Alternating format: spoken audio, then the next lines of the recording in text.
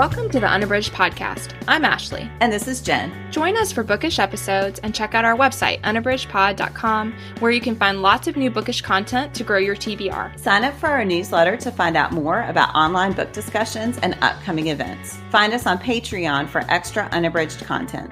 Join us on Instagram and Facebook at unabridgedpod, and message us there or see our website to get plugged into the unabridged community. You want opinions about books? We've got them. Hi, everyone, and welcome to Unabridged. Today is our January book club discussion. We are talking about Celeste Ng's Our Missing Hearts. Before we get started, I want to remind everyone that we are really focusing on Patreon this season and putting a lot of great content there. You can go to patreon.com/unabridgedpod or look at our website to find out more. But we are putting an extra episode every month on Patreon for our Patreon supporters. And that money just helps us to keep things running, to cover our costs, and to help us connect with a smaller group of people. We're trying to build up our community over there. So again, if you're interested in supporting us or some extra unabridged content, you can check us out at patreon.com/unabridgedpod. All right, to begin our episode, we're going to do our bookish check-in. Ashley, what are you reading? One of the things I'm reading is Jerry Craft's New Kid. I had seen this one. This is a middle grade graphic novel. I had seen this one a lot of different places, but I don't know. It's just one of those that I wanted to read, but I hadn't really gotten around to it. And so I started it and I loved everything about it immediately. So I think this is about Jordan.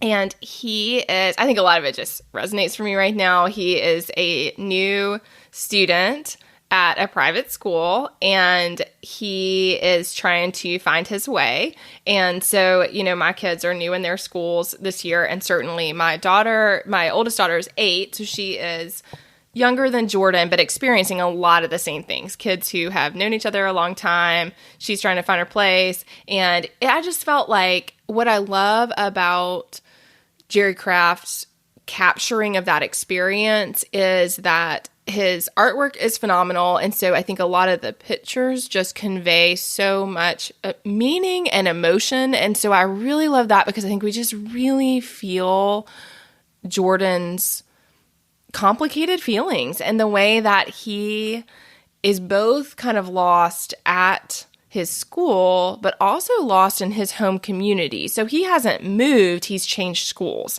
And so there's also that exploration of he had all these friends who are essentially giving him a hard time because now he is the kid who goes to the private school and who, is no longer in the same way part of their community. And he's trying to navigate that. And then he also is trying to find his way at the new school. And at the new school, some of the kids are exceedingly wealthy. And so one of the kids that he first encounters, who ultimately becomes a good friend for him, that kid feels very self-conscious because his family is like extremely rich. And so then he's always like, don't judge me. And so, I think that part of what we see is how hard it is for kids, no matter their life circumstances, to navigate being who they are and finding people who they can get along with. And also, Jordan is one of very few students of color at the school. And so, he's both aware he's on financial aid, and there's a lot of stuff about that that's explored in the book that I thought was really great and very thoughtful. And then also, he's just aware of the white privilege that a lot of the other students have. And people do some pretty egregious, there's constant microaggressions happening throughout for him and for other students of color. And so I thought that was really well explored also. And again, that's a time where the pictures just convey a lot of meaning about the layers of feelings that come with those things that might seem like very superficial interactions, but have a really profound impact on people. I just thought all of it was lovely. And I think as I'm getting toward the end, I think part of what I'm loving is just that even though there are a lot of heavy things and there aren't easy answers, there's also a lot of hope for him and for him finding his way and for the benefits of what is a challenging situation.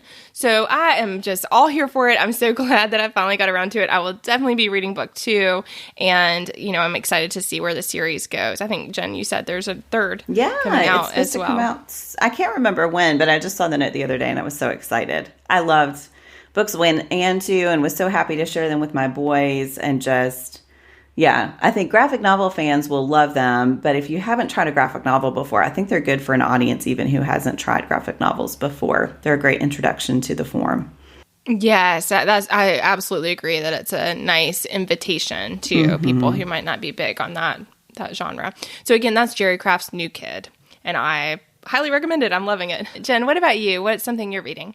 So I am reading Chloe Leese's Two Wrongs Make a Right, which is a romance novel that is, I will say, a loose retelling of one love story from Much Ado About Nothing, which is Benedict and Beatrice. If any Shakespeare fans are out there, they are this enemies to lovers pair before that trope had a name, I'm sure. And they are really antagonistic toward each other when they first meet, and for a while afterward, actually. And then eventually, sorry for the spoiler for Much Ado, but, it's been out for a long time. Eventually, they do end up together. So Chloe Leese, I've talked about, I think, before on the podcast. I just love her. I want to read just this first paragraph from her note to the reader at the beginning of the book. And she said, "This story features characters with human realities who I believe deserve to be seen more prominently in romance through positive, authentic representation. As a neurodivergent person with frequently invisible chronic conditions, I am passionate about writing feel-good romances, affirming my belief that every one of us is worthy and capable of happily ever after, if that's what our hearts desire." And so she just presents these two characters. B is neurodivergent, and West, who eventually we find out why Benedict is associated with him, but West has extreme social anxiety. And when they first meet, they're at a party, which is just triggering all the wrong things for each of them. And they have a really bad first impression that immediately results in them sniping at each other. And then, it's just developing in this really sweet way as they become aware of each other. And there's a fake dating trope, which makes complete sense when you're in the midst of the book. And so, yeah, it just has all of these nice tropes with this great intention behind it. And it's just a great romance as well. Chloe Leese writes all open door romance, and so it's super steamy if that's what you're looking for. And yeah, I'm just really loving the character development. One interesting subplot that is just now coming to the forefront is B is a twin, and she lives with her twin who also is in this relationship, and B is starting to realize that all is not as it seems with her twin's relationship. And so you see the way that she's dealing both with her own sort of upheaval and starting this relationship with West, but also in how she's trying to attend to her sister and be emotionally supportive for her sister, and what she's coming to realize may not be quite the ideal relationship that she thought it was at the beginning. So there's all kinds of depth. There's all kinds of steam. It's a really great read. That sounds great. I still haven't read any of her books, so I'll have to check that one out. Yeah, her Bergman Brothers series is a lot of fun. And that one, oh gosh, I can't remember if that has 6 or 7 books in it. So that's one of those nice ones that, they're loosely connected. So you get to know the characters as the previous couples come into the later novels. It's really fun. This, as far as I know, is a standalone. I guess we'll see if she ends up coming up with a sequel. I can see some of the secondary characters being protagonists in their own novels, but as far as I know, at this point, it's a standalone. Yeah. Wow. Cool. All right. Well, we are going to switch gears in a major way to talk about our book club book, which I will say the tone is very different from either of our books. So we're talking about Celeste Ng's Our Missing Hearts. I'm going to start with a quick synopsis and then we'll get started. In Celeste Ng's Our Missing Hearts, 12-year-old Bird Gardner lives with his father in a near-future United States ruled by PACT, the Preserving American Culture and Traditions Act. PACT has created a country in which dissent is not tolerated, Asian Americans are despised as potential traitors, and children can be taken from their parents for the most negligible of reasons. Bird's mother left years ago after her poetry became a rallying cry for those opposed to PACT. After receiving a mysterious note from his mom, Bird becomes determined to find her. All right, well, we are going to start with our overall impressions. Ashley, what did you think? Whew, I love Celeste, and I thought this book was phenomenal. So I feel like I haven't read a lot of other people's reviews, in part because I didn't want to be influenced by what other people thought before I had a chance to read it myself. But I kind of had the impression that some people did not love it as much as her others. And I thought it was phenomenal. I felt like it had all the parts of her writing that I have loved in her other books. But I felt like even though the genre was quite different in some ways from what she has explored in her others, that she does it with the poise, grace, and style that I think is so amazing in her other writing. And so even though it's a near future, it's somewhat, it's dystopian. Mm-hmm. So, I think there are components where she's having to world build in a way that she did not in her others. But I thought all of that was just amazing. And not only did not detract from the story, but that it was done very effectively and made us feel so present in that world and understanding exactly how they got where they were. I thought all of it was, I could fangirl all day. I just think I just thought, yeah, so powerful. I always leave her books feeling all of the feels. Mm-hmm. And I thought that this one, tenfold. So overall, I found it heartbreaking in a lot of ways, but also so impactful. What about you, Jen? What was your overall impression? Yeah, same. I'm going to say this and it sounds like a negative. It was a hard book to read because it resonated so much. And I think she both was so clearly working with current reality while creating this near future U.S. that it was hitting hard. I was working through a lot of feelings as I was reading it, but that's because it is so powerful and it is so beautifully written. And the characters are so real, so authentic, so complex. They are making missteps and not communicating as much as they should, just as much as anyone in the real world does.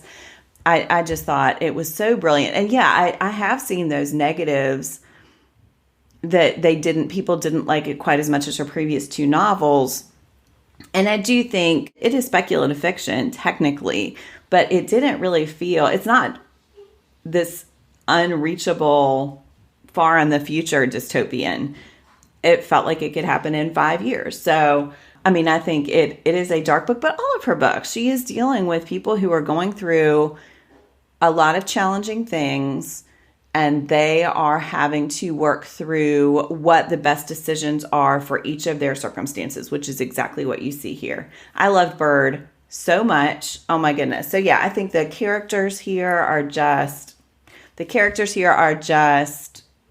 phenomenally drawn. The world building felt real, scarily real. So yeah, I loved it, but I did just want to acknowledge, this is not a book to pick up when you're not ready for it, because I think parts of it are very triggering. Yes, I will say that I kept finding myself in this horrendous mood. And I realized eventually that it was proportionate to the reading. And so I absolutely agree that as a powerful book is intended to do, it does really impact you. Mm-hmm. And that all that you said, it's triggering, and it is, there were several times that I had to stop in the midst of what was happening and take a break because it's emotionally impactful. Yeah. All right. Well, we are each going to pick, I'm going to say one thing, but I realize that we may pick more than one thing for this one because I feel like I have a list but one thing that worked for each of us. Ashley, what's one thing that worked for you? I think that something that I found so powerful is how we see, first of all, I think that just the crafting of Bird, like you said, Jen. I loved that it was a 12-year-old narrator, that I think that while it's not a coming-of-age story, it's very much a book for adults. But that narrator who is so smart, but also as a 12-year-old is limited in his view of the world, worked so well. And I think that part of that is one thing, but I like that. What I really want to say is that because of the way that Bird is crafted, we see his mother in such an interesting and largely negative light. And then we come to see her fully. Mm-hmm. And I think that is so well done. Like that part of thinking, how could she have left him? Which we cannot help but think. And then coming to understand how she left him and why.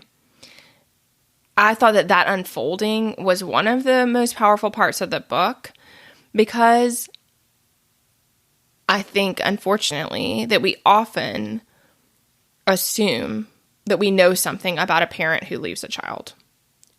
And I think that this book turns that on its head and shows how there are times that against their own hearts, they must break from a child because it is the best of really bad choices. Mm-hmm.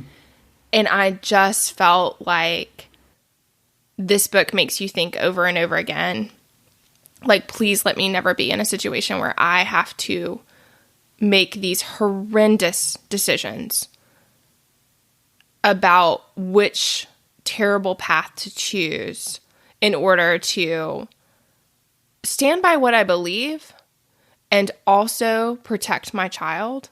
I mean, I just felt like that was done so well, and it is very painful. Mm-hmm. And yet we see how in this world, which exactly as you said, Jen, is eerily close to our own, she really didn't have, I mean, that was her best choice. And it all was involuntary. I mean, it all was snowballed from this thing that she didn't even intend. I thought that was all really impactful too. Mm-hmm. I'm going to let you talk a little bit, Jen. What was, I could just go on and on. I'm monologuing here. I'm going to pile on that a little bit just because, or add on a little bit, just because I think, that realization, I'm assuming everyone has read the book who's listening at this point. No, knowing that the decision was both hers and his father's, but Ethan's too, that they made the decision together that what was best for their son was for her to leave. I loved his dad, and I loved the way we and Bird come to understand him more through the book. At first, I had nothing but scorn for him and his attempt to make Bird not talk about his mom and forget his mom and just move on and act as if nothing had happened. But then you come to see how that is an act of care, that he is trying to keep both of them safe. I thought that whole part when we realized that his parents, that Ethan's parents, who loved Margaret when Ethan first met her, and that they really brought her into the family, and that they turn on her so easily and buy into this narrative about her. Yeah, that just growing complexity that you're talking about, that unfolding, I felt like happened in so many directions, that we understand that nothing is as simple on the surface as it seems at the beginning to Bird, who is, again, this 12-year-old trying to make sense of this world. Yeah, the way he's looking at everything through those eyes that are increasingly seeing more and more and more. It's just brilliant. It is absolutely, So I wholeheartedly agree. I mean, I couldn't help but think, so this is one, I had a bunch of quotations that I was considering, but one of them was when Bird turns to Margaret and says, so it doesn't matter, he says, as long as it's happening to somebody else. And that is both so clear in his eyes of what is right and wrong, and also when you're a parent, so complicated, because he is saying, it doesn't matter for you to keep me safe and to stay safe for me if we're letting this happen in the world. And yet, how is that the right thing to do, that you let go of your child? And oh my gosh, There are so many moments in this book that hit hard. That reminded me of, and this is not officially my pairing, but I just want to shout out Cormac McCarthy's The Road. And it reminded me of the decisions that the father in that post-apocalyptic novel is making for his child and trying to live a moral life in a world where morality has become so corrupted that it means nothing. And that echo I felt here, because there again, you have a son who wants to think that we're the good ones. And that seems very clear cut in some ways, and yet it is not. And so I think that echo, I just think when you can write that. I thought about that one a lot too, Jen. I almost put that as my pairing, because I think McCarthy's is farther down the pathway of what happens when society falls apart. But those fundamental questions of how does a family carry on are just so resonant here. And I felt like something that Ing left unexplored that I was kind of relieved about was Bird's. In some way, it was Bird's decision that it was his comment there. It was his decision that led his mom to ultimately decide to act instead of going with him and his father and being safe. Mm-hmm. And so I think that given how dark a lot of the novel is, I felt we left with a sense of hope that those actions do potentially make a difference, and that over time, those differences really can bring about change.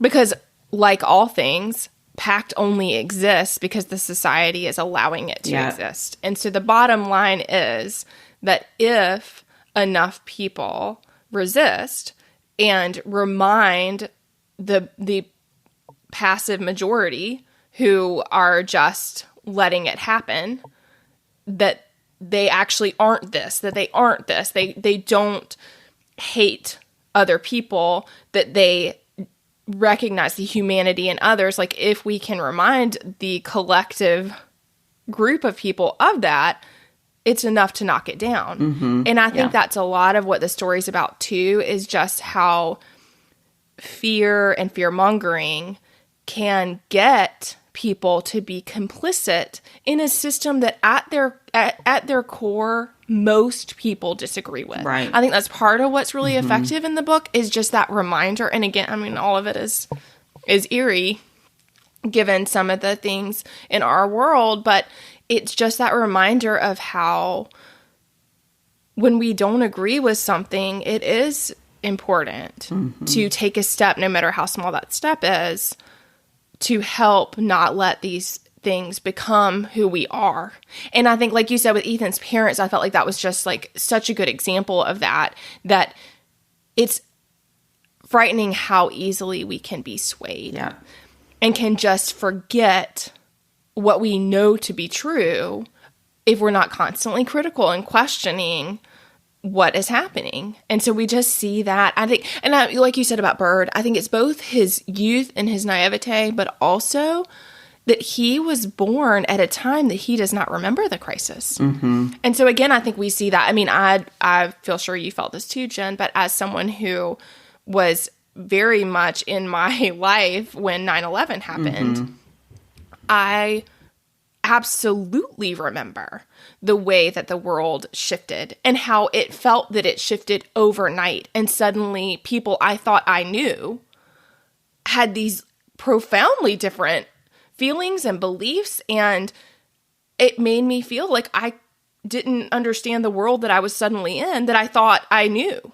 And so I felt like we see a lot of that here, that again, she's showing how a small shift, well, it's not even a small shift. When something happens, and I mean, certainly we can say this with the pandemic, when something happens that is a big thing, all of a sudden things get put in place, and sometimes those things seem harmless. I mean, it just is, it's just that couching of language in order to make I'm sure that all the adults reading felt the remnants of the Patriot Act and the terminology used and the ways that those phrases and actions and posters and reminders send these messages that color the way we as individuals see the world. I mean, those posters talking about loyal Americans and the button, I just thought that seems on the surface as a very simple thing to say, but of course there's this whole structure of assumptions underlying that is so insidious. Yeah. Yes.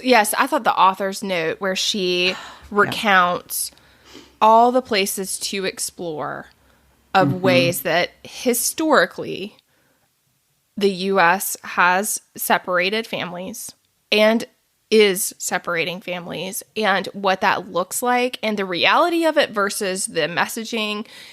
And I just thought all of that was just so powerful. And again, it is up to us. It is up to us. I think I felt so connected to Margaret also when she just wanted to retreat from, I felt culpable and guilty for all the ways that I have done that. And really, really in the, for sure, I was already retreating into my own bubbled life with my young children prior to the pandemic. But once that came, that was definitely my coping mechanism, and has continued, frankly, to be my coping mechanism, is to retreat within that interior life that, while not perfect, is comfortable enough and has enough problems to be able to focus on that, but then the damage that causes. And so, for her, I thought both that contrast between her poems that had their own life and were fueling this fire, and then what we see of her as a young mother who just is focused on her child and her husband, and whose life could not be more interior and more separated from this revolution that was happening, and then all the guilt that she feels for that later on, and how that comes to be part of her desire to take action, in a lot of ways was paying homage to this feeling that she didn't act. So, Jen, we have talked about lots of things, but what is one specific, as a good book should, it brings up a lot of things to work through, but what's one thing that worked for you?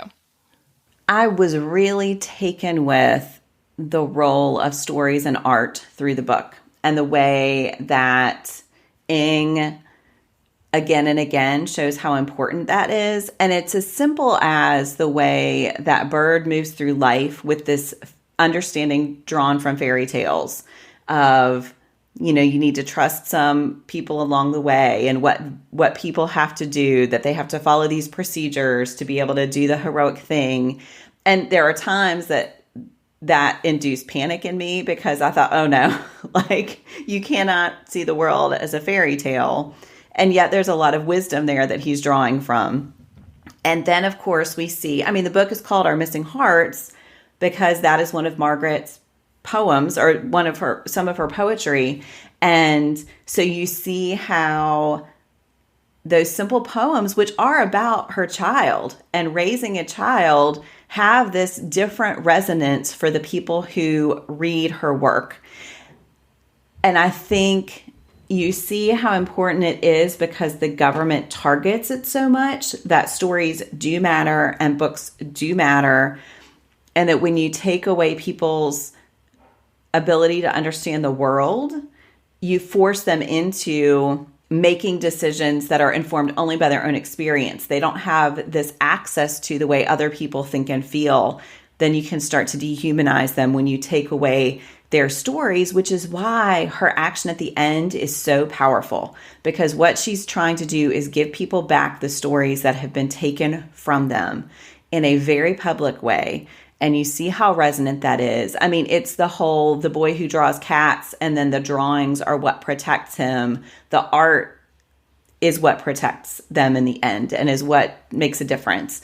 And so I think sometimes we see these actions of removing people's access to books as being, so there are other books out there that they can read. So what if we lose these books?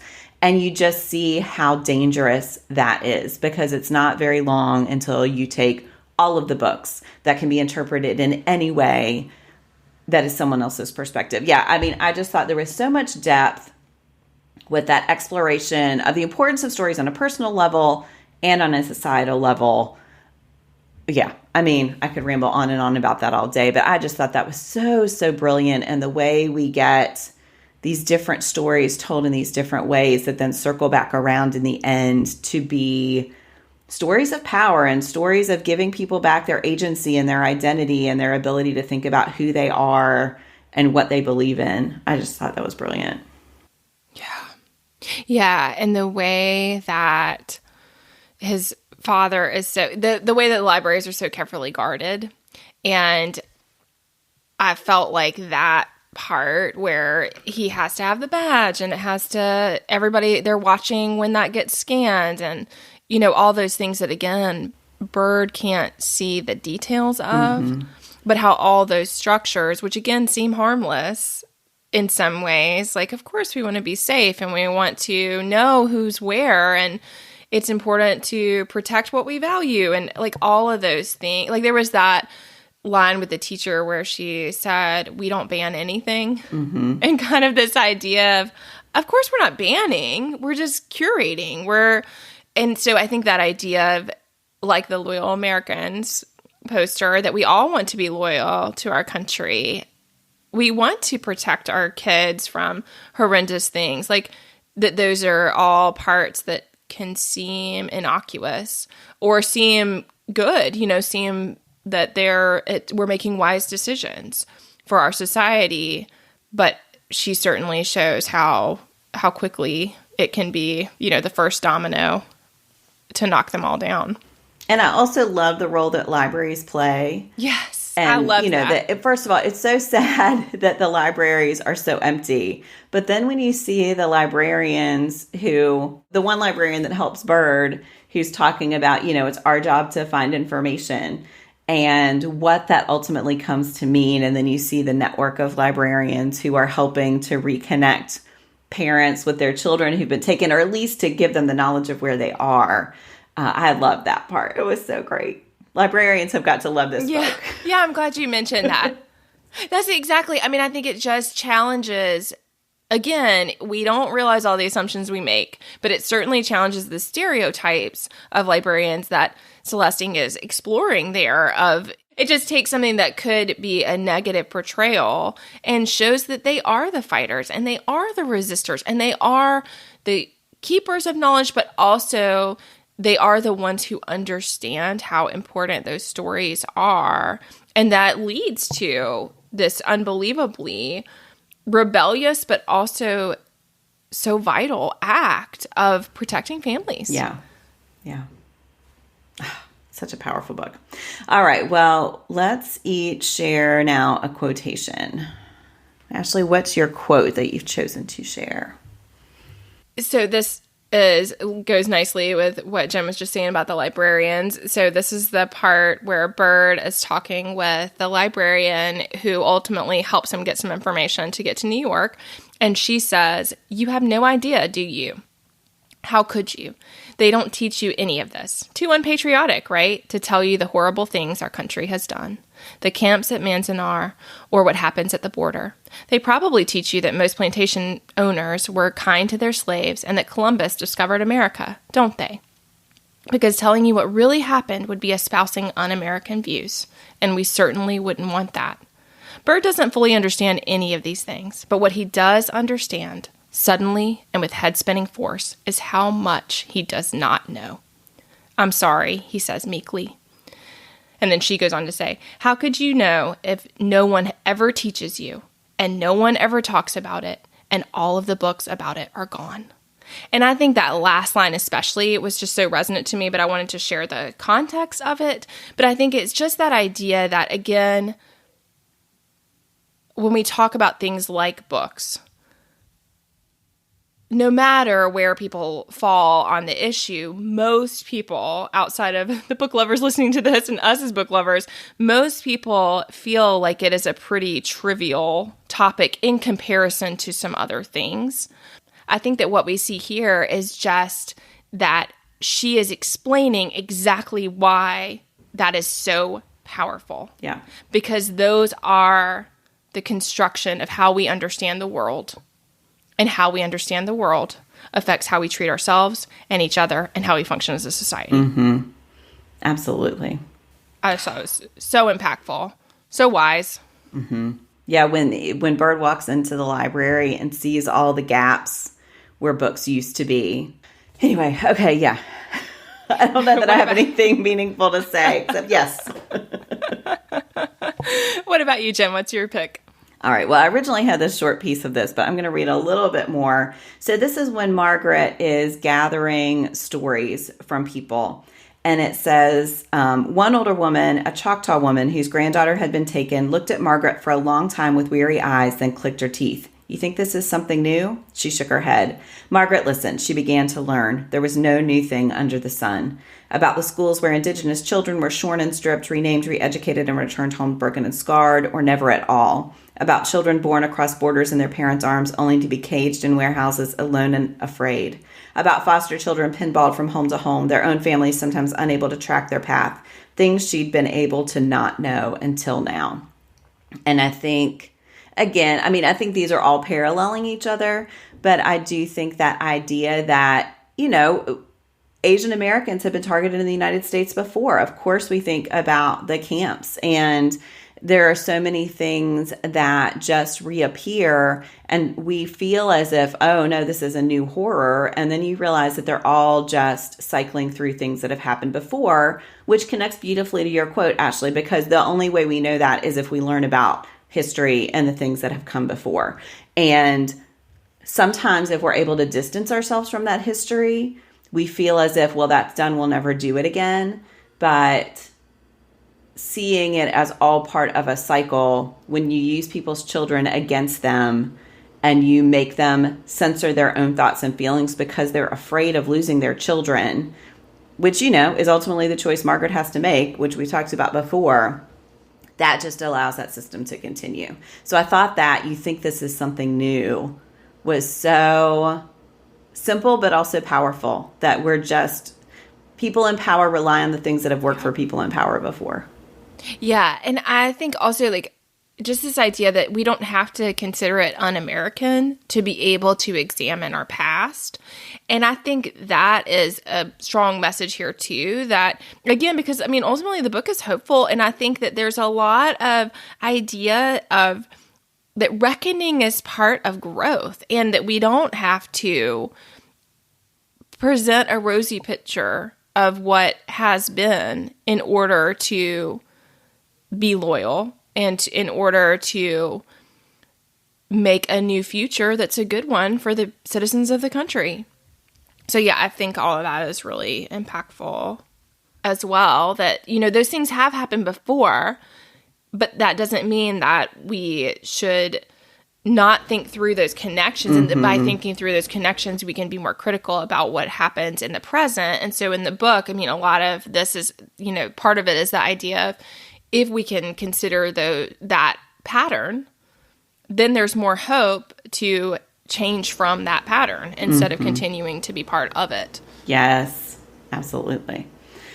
All right. Well, I will just say I used multiple tins of book darts on this one. So there were so many quotations I could have marked. It's so beautiful. And anyway. I should say that I did listen to the audiobook. I felt really torn. I've always read her works on print before, but as listeners know, I am usually quite conservative in my book purchases, and the wait for the print is a long one. And I had access to the audio thanks to Libro FM and the ALC program. So I listened, and Lucy Liu is the narrator. And she's a phenomenal narrator. So that was really cool. Oh, maybe I'll go back and listen. Yeah, the print. Yeah, I'll definitely read it again, and I want to read the print. But I did really enjoy the audio experience. Oh, that's great to know. All right. Well, each of us now is going to share a pairing, even though we've already planted some ideas there in our other discussion. Ashley, what book are you recommending for this one? I wanted to share Valeria Luiselli's Lost Children Archive. This is one, I am a little distant from this, so I don't remember all the details as well because I've read it a little while ago, but Jen recommended this to me, and I did find it really impactful, and I think it definitely lines up with this story. So I'm going to just give a brief overview, but I highly recommend it.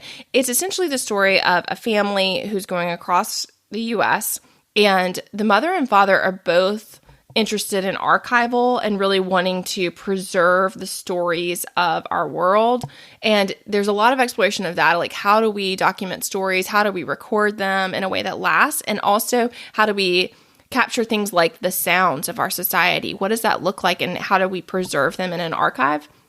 And so I thought all that was really interesting. But there's a couple of different things that are going on, and one of them is the immigration crisis at the border. And so their children are being separated from their families. Both, there's the intentional separation, there's also the way that crossing the border, because it is so fraught, because it is so dangerous, that also leads to separations. And so that is one crisis that is happening that the family is aware of. And then they're also looking to, the original intended goal is to go out west to Arizona. They're going to where the Apaches had lived as a society and looking to document that story and to tell the story of the Apache tribe. And so both those things are happening. And I feel like there's a lot of layers in the book. And one of them is just looking at a family and what a family unit is like, and how our professional goals and our things that we believe about what matters and how to tell stories. And like, you know, they're both really passionate. The mother and father are both really passionate about their jobs, and yet their lives are kind of splitting because of that. So in some ways they have all of these very similar passions, and yet they both feel so strongly about telling these stories and documenting these stories that in some ways that causes a bit of a disintegration of their relationship. And so there's that happening, but then you're also getting this look at the crisis itself, at what that looks like for some of the children in it. And I thought all of that was really impactful. And then I also loved the exploration of how do we tell the stories? How do we find a way to preserve what's true? Especially, I thought that a lot of what is being explored here is stories that have not been told, that have been purposefully and systematically overlooked for the comfort of people so that they don't have to examine these horrific things that have happened and are happening. So I thought all of that was really, really part of, an integral part of this story. So again, that's Valeria Luiselli's Lost Children Archive. And I thought it was resonant on a lot of levels and has a lot of parallels to Our Missing Hearts. Yes, that is such a good pick. Oh my goodness.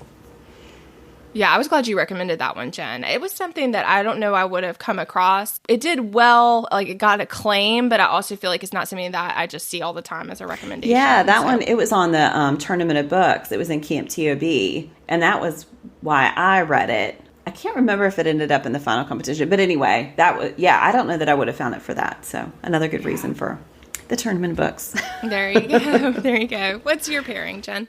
What'd you decide on? I did waver. There are a lot of good ones, but I chose, this is initially probably going to sound funny, but Veronica Roth's Poster Girl. And for those of you who only know Veronica Roth from her Divergent trilogy, which is a great dystopian YA trilogy, especially that first book, which Ashley and I were at a school that did that as a whole school read, which feels like forever ago. Anyway, but Poster Girl is a novel for adults, and it is also dystopian.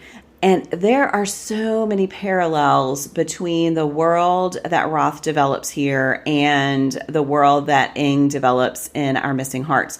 The number one thing that made me think of this parallel is that both focus so much on the removal of children as a way to sort of allow the government to have control over what people are doing. And in Poster Girl, it centers on a person named Sonia Cantor, whose parents were part of a government that one thing they did is they put these cameras in everyone's eyes so that you are essentially always connected to the cloud. And so Sonia was a child when her operation was done. And so basically she can look at something and her mind is linked to the cloud. So she's constantly Googling. She constantly has these inputs from elsewhere. Well, there's a group who comes along and takes down that government. And one of the things they want to do is get rid of these cameras. Sonia was literally the poster girl for the first government. She was on these posters that were proclaiming how great this world they had was. I mean, it's this complicated thing where there's a right and wrong way to do everything. And if you do the right thing, you get points. You accrue these points that give you special rewards or that get you more status or that allow you to do things. And there are even points that allow you to have more children. Anyway, it's really complicated. That government's taken down. And then, of course, everyone associated with it is basically pushed off into this small section of the city. And they have to live in this small section of the city. That's their punishment. So Sonia's parents were part of that original government. And so when that government was taken down, this is kind of a spoiler, but her parents and her sister died as part of this takedown. So Sonia is the only member of her family left. And she, along with everyone else who's living who was associated with that original government, they're slotted off into this city and basically imprisoned in this community within the city. And it's now been decades since this happened. So Sonia has no connection really with the child she used to be. And yet she is still recognizably, because of all these posters that everybody knew and saw, people still associate her with that original government. There are a lot of levels of political takedowns and governmental takedowns happening here. But what is key is that children are at the heart of the way the government is wielding control over people and trying to get people to do their way. So if you break the rules, if you speak out against the government, they take your children. And Sonia gets wrapped up in a very complicated way in investigating this case of a child who was taken from her family.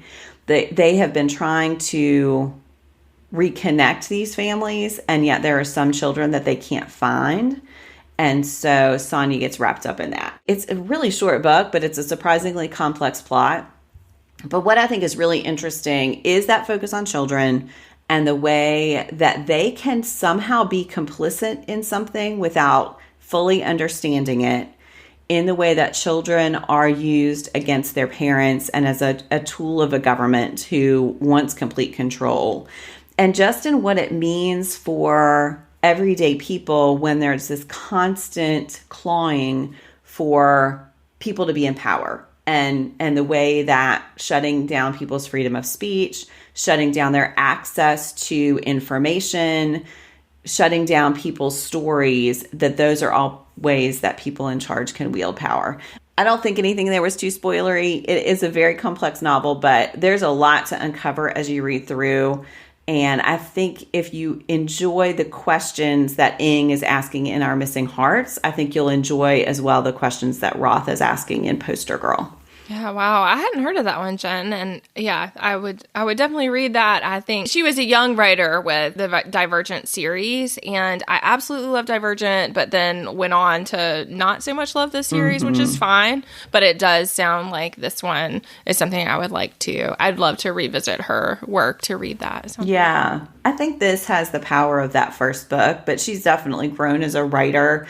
I saw it on a random list, so I think it's appearing on some lists, but I don't feel like it's been much buzzed about, and I really think it's worth reading. I think she's addressing a lot of really interesting questions over the course of the book, both about politics, but also that connection to the cloud and that dependence on the cloud and on sort of gamifying your life is really interesting as well. So yeah, I just want to touch really quickly on the fact that we didn't talk about Sadie or the Duchess, but I felt like those are things that were the secondary parts of Our Missing Hearts were also really impactful. But when you were talking about her as the poster child itself, it just made me think about Sadie and her role in the story and how that was something we didn't, we could talk for a long time about this book. Yes. So that was something we didn't explore, but I just wanted to comment on that. I thought that while a minor part of the book was very impactful. Absolutely.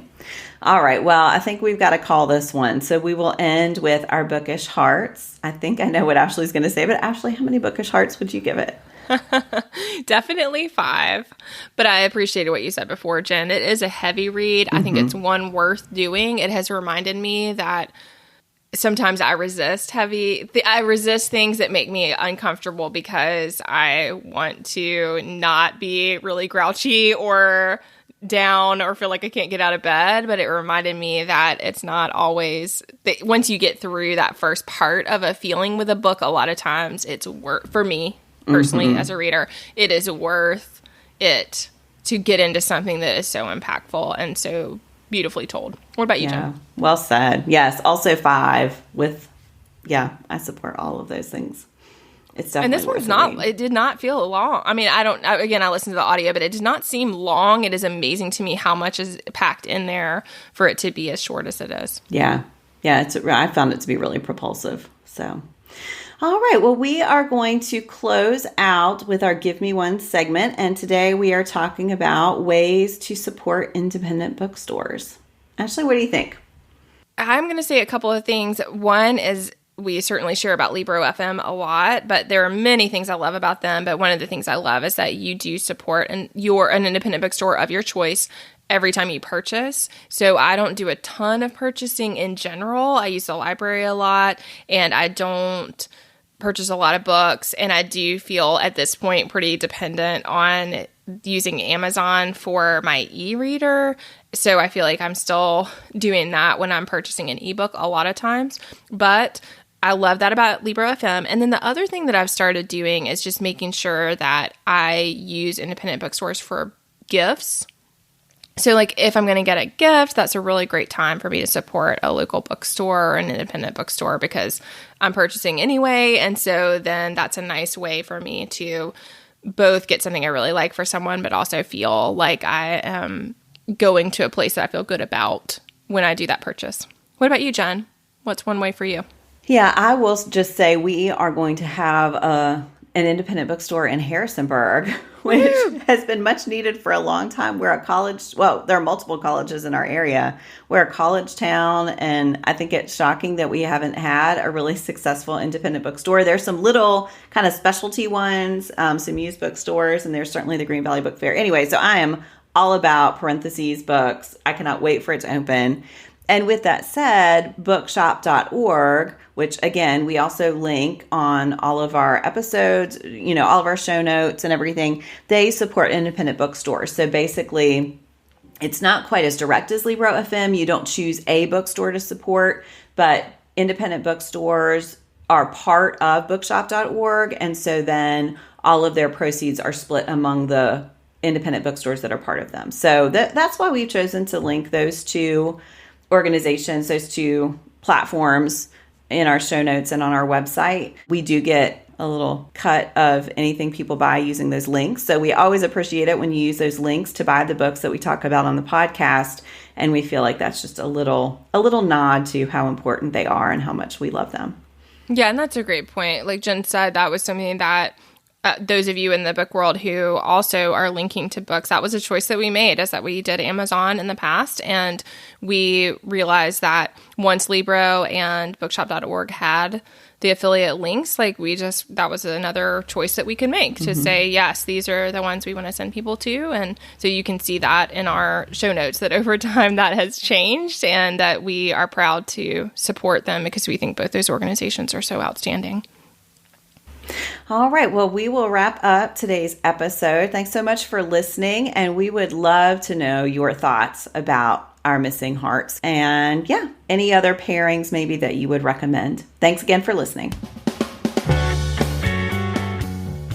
Do you have comments or opinions about what you heard today? We'd love to hear them. You can find us on Instagram, Facebook, and Twitter at unabridgedpod or on the web at unabridgedpod.com for ways to support us. To get more involved, you can sign up for our newsletter, join a buddy read, or become an ambassador. Thanks for listening to Unabridged.